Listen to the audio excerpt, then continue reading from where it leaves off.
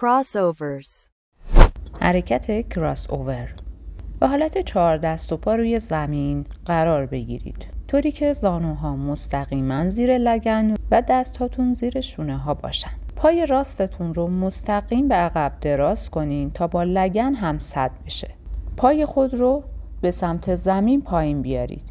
پای راستتون رو از بالای پای چپ عبور داده و از طرف دیگه به زمین بیارید. درست شبیه حرکت روی یک نیم دایره. سپس پاتون رو به سمت بالا و سمت راست برگردونید و به موقعیت اولیه برگردید و به تعداد تکرار تعیین شده حرکت رو انجام بدید.